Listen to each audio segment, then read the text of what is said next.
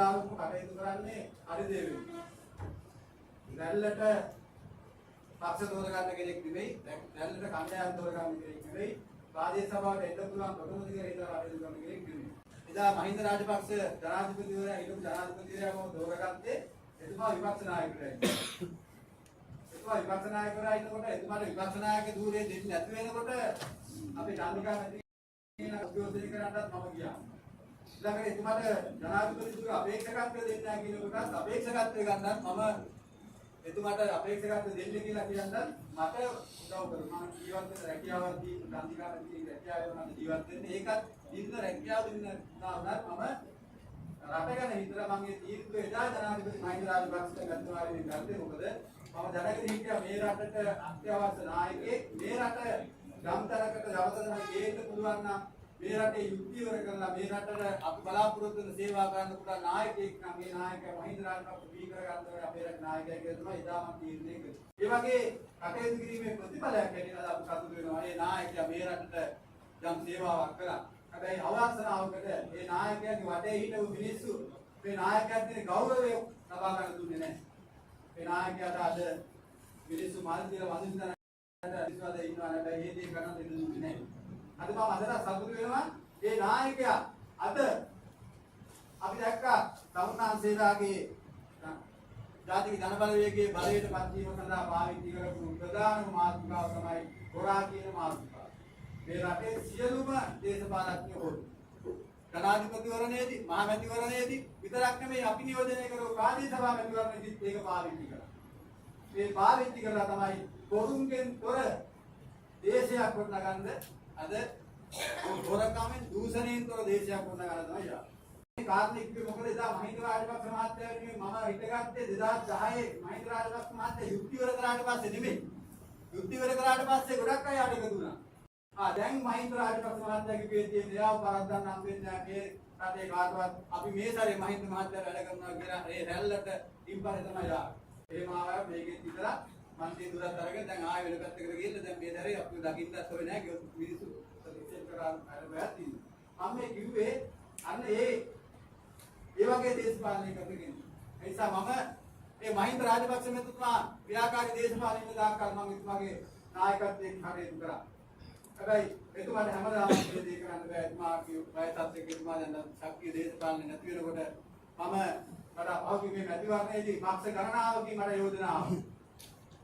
මම හදපු පක්ෂ කොහොට්ටුව ගම්පහ දිස්ත්‍රික්කේ පළවෙනි සමාජිකයා මම තමයි ගම්පහ දිස්ත්‍රික්කේ ඉන්න කොහොට්ටුවේ ඉන්න කොයි නායකයෙක්වත් ඡන්දකලින් පළවෙනි ගම්පහ දිස්ත්‍රික්කේ සමාජිකයෙක් දැනගෙන හදපු කොහොට්ටුව.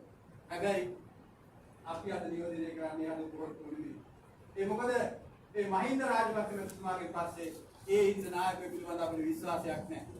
එකක් මම අපේ මන්ත්‍රීතුමා එදා කියන නරකලේ වෙලාවේ අපිට එන්න කිව්වා. අරකලේ දවසේ ඒ අපි අපේ අර්ථමන්ත්‍රීතුමාගේ පියාගේ පින්කමකට ගිහිල්ලා සෝමාවතියේ ඉඳලා පාන්දර ගෙදර අපි යන්න බෑ. මට පුළුවන් තරම් වද දුන්නා. දෙවිමාවත කාර්යාලයෙන් වද දීලා කිව්වා කට්ටිය එක්කන් එන්න ජනාධිපති මහින්ද රාජපක්ෂ මහත්තයා අගමැති දුරේ ඉවත් වෙන්න හදන්නේ ඒක සමුදේ උත්සවයට වාලා එන්න කියලා පුදුමාකාර විදිහට බල කරා. ඊට පස්සේ මම කතා කරලා 50ක් විතර එකතු කරගෙන පුරාම ආරේ අකමැත්තෙන් අපේ මන්ත්‍රීතුමාලත් එක්ක අපි ගියා. ඒ ගිහිල්ලා අපි ගෞරවය එතුමාට දෙන්න ගියා. අපි ගියෙත් නෑ ගෝල් පේස් එකට. හැබැයි අපේ ගිහිල්ලා වෙලා මහින්ද රාජපක්ෂ මහත්තයා කතා කරලා අපි එන්නකොට අපේ ඇයට ගහලා බේරව විදාලා මේගොල්ලන් දෙන්න දින වල දුන්නා. හැබැයි මමවත් අපි අපිටම දුක් වේවිනිද අපෝරා කිලෝනේ නෑ. හැබැයි අපේ ගෙවල් ගිහින් ගේ ගහන්න ඇවිල්ලා ගමේ මිනිස්සු හොඳකම තමයි කියලා ගිනි තියන්න දෙන්නේ නැතුව ඒව රැක්කා. අපිට විනාශ කරලා මේ දේවල් වල අපි ලක් වුණා. හැබැයි අර එන්න කියලා අපි බලහත්කාරයෙන් අරන් ගිහිල්ලා පෝස්ට් දාලා WhatsApp group කරා කියන්න කී දෙනෙක් එනවද කියලා එන්න ගත්තට පස්සේ සියලු දේවල් මකලා ඉවරලා පාව දුන්නා. පළාත් පාලන ආයතනය තමයි මේ පොළඹට දෙන්නේ කියලා මේ වින්නේය කරේ කියලා අපි පිට දැම්මා. මේ වගේ පාවා දෙන නායකයොත් එක්ක කටයුතු කරන්න අපි සූදානම් නැති නිසා තමයි ඒ නිසා තමයි තීරණය කරේ අපි මේ දේශපාලනය කරන්නේ. අපි හැමදාම සභාපති ධූරේ ඉන්න ඕනේ නැහැ. හැමදාම මන්ත්‍රී ධූරේ ඉන්න ඕනේ කියලා ගන්න අපේ නෑ. අපිට ඕනේ කොතන හිටියත් මේ සේවය කරන්න. මම හොයලා බැලුවා. මම මේ සභාපතිවරයා හිටියේ කාලයට වැඩි සේවාවක් අත්දැක ගන්න කරලා මම සභාපති කුලබාප්පලා මන්ත්‍රී කුලබාප්පලා කාර්යමත් සභාව. අපිට තනතුරු අවශ්‍ය නැහැ. අපිට ඕනේ හරි දෙයක් කරන්න. ඒ නිසා තමයි මෙවර සමහර අය අපිට නාක් කරන නෝන් දිලම්ම පරික්කම කියලා කියනවා. අදක්කම. හැබැයි මම ඉතා මහින්ද රාජපක්ෂ මහත්තයාගේ අනාගත බලාපොරොත්තුවක් එක්ක මේ නායකයාට අවශ්‍ය වෙලාවට සහයෝගය දෙන්න ඉදිරිපත් වුණා වගේ තමයි අද මම ඉදිරිපත් කරලා ඉන්නේ දිලිප් ජයවීර මැතිතුමාට සහයෝගය දෙන්න අනාගත අපේ රට ගොඩ ගන්න නායකයෙක්. ඒ නිසා අපිට රැල්ල නෙමෙයි අපිට සමහර අය මෙතන වෙලාවෙදි කිව්වේ යාන්තම් වාඩි දරක් එක්කෙනෙක් නම් පාරේ සභාවට එන්න පුළුවන් වෙයි. මම කිව්වා ඒ එක්කෙනා උනත් අපිට ඇති. අපි නියෝජනය කරනවා එතන. ඒ නිසා අපිට අවංකව හිට ගන්න පුළුවන් තරක අපි හිටගෙන තියෙනවා. ඒ නිසා දිලිප් ජයවීර මහත්තයා මිලි මරලා නැහැ. සල්ලි රටේ හොරකම් කරලා නැහැ. දූෂණ කරලා නැහැ. එතුමා බොහොම අමාරුවේ තමන්ගේ ව්‍යවසායකෙක් හැටියට ස්වේච්ඡාවෙන් ගොඩනගා ඉගෙනගෙන ආර්ථිකය හදාගෙන අද මේ රටේ දැවැන්ත ව්‍යාපාරික ව්‍යවසායකෙක් වඩපත් වෙලා ඉන්නවා. එතුමාගේ පැහැදිලි දර්ශනයක් තියෙනවා. ඒ නිසා මම මෙතෙන්ද පුතාට මම මේ ටික කිව්වෙම හොරක් නෙමෙයි. අපේ ප්‍රාදේශ සභාවේ ජනාධිපතිවරණයේදී ඊළඟට මහමැතිවරණයේදී ඔබතුමාලා මැතිවරණ පමණක් නෙමෙයි මේ ප්‍රාදේශ සභා මැතිවරණ ව්‍යාපාරයේදී ඔබතුමාලා පාවිච්චි කරේ අත්තරගල්ල ප්‍රාදේශ සභාවේ බොරු පන්නන්න අපිට බලය දෙන්නේ. ඒක මම අභියෝග කරනවා.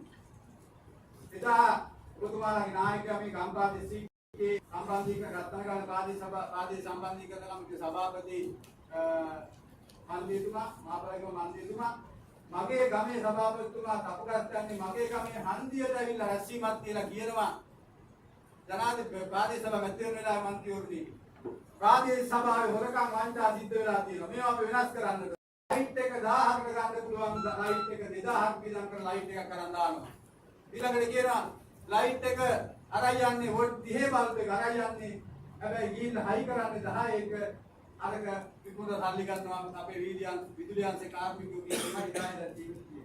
ඒ නිසා මම බුදුමාට මේක පළවෙනි සභාවේදී අභියෝගයක් කරන්න බලාපොරොත්තු වෙනවා. එහෙම කියලා මම මේ රැසී කීපයකින් මේ මන්ත්‍රීතුමා ප්‍රකාශය කරන කාරණා සපුරස්තන්නේ රැසීයට මම ගියා. ඊපස්සේ නැරික මම හිතන්නේ ඉතින් ඉඳලා ළඟදී මම යනකොට ඉඳලා ගියා කියලා මට කට්ටිය කිව්වා. මම ගෙදර ගිහින් මම කාර් එකේ හිටියේ කාර් එකත් මගෙත් එක්ක හිටපුවා ගොල්ලෝට අරලා කාර් එක ගෙදරට දාලා බයිසිකල් අරගෙන මම රැස්වීමට ගියා. මන්ත්‍රී සභාවට රැස්වීමට ගිහිල්ලා මේ මන්ත්‍රීවරයා කරන කතාව අහගෙන හිටියා මම රැස්වීමේ ගමේ සමාජිකයෙක් විදිහට බයිසිකලයට උනාට පස්සේ මම නැගිටලා ළඟට ගිහිල්ලා කිව්වා මම අතනගල පායදපා හිටපු සභාපති. ඔබතුමා වැරදි ප්‍රකාශයක් මෙතන කරා. ඔබතුමා 2024 පදනම් කරගෙන 2024 අවුරුද්දේ අතනගල ප්‍රාදේශ සභාවේ වීදි ලාම්පු අංශේ හොරකමක් ගැන මේ රැස්වීම කිව්වා. ඔබතුමා දන්නේ නැද්ද මම 2023 මාර්තු 20 සභාපතිතුමෙන් අයියුනේ.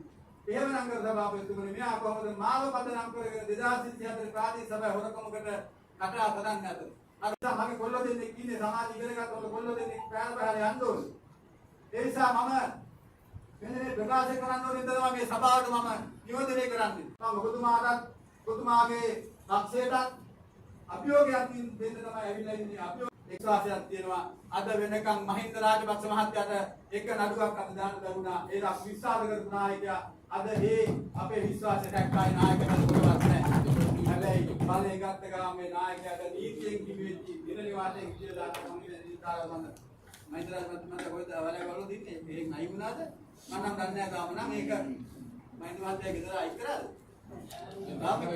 ඒක තමයි මම දැක්කේ එතුමා පන්නා හැබැයි මම කියන්නේ සමුන්නාන්සේලාට මේ අත්තරගල ප්‍රාදේශ සභාවේ මම නියෝජනය කරන 97 අප්‍රේල් 16 ඉඳන් අද දක්වාම සභාපතිතුමේ 2014 ඉඳන් හැබැයි කවදා හරි එක දවසක හරි මොකක් හරි මේ සභාවේ දේපලකට අපමානයෙන් වංචාවක් මම අදින් වෙලා තියෙනවා නම් මට අපි කරලා නැහැ ඒ නිසා මම කනගාටු වෙනවා මේ අත්තරගල ප්‍රාදේශ සභාවට බොහොම අලු ලැපයක් එල්ල කරා මට විතරක් නෙවෙයි නිලධාරීන්. ඒ නිසා මම අද කියනවා ලේකම්තුමා මේ සභාව ටිකක් කරලා ආයයි අපේ මන්ත්‍රී අදහස් ප්‍රකාශ කරයි. මේ අතරේ පුළුවන් නම් මට කියන්න 2024 වීදි ලාම්පු ගත්ත විලදී ගැනීම සම්බන්ධ වාර්තා ටික මට ලබා දෙන්න මම ඔබතුමාලා දෙන්න නැත්නම් තොරතුරු පන්ති දෙන්න ඉල්ලන්න.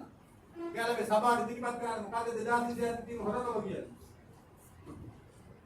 2024 තියෙන හොරකම මොකද කියලා මට ඉදිරිපත් කරන්න.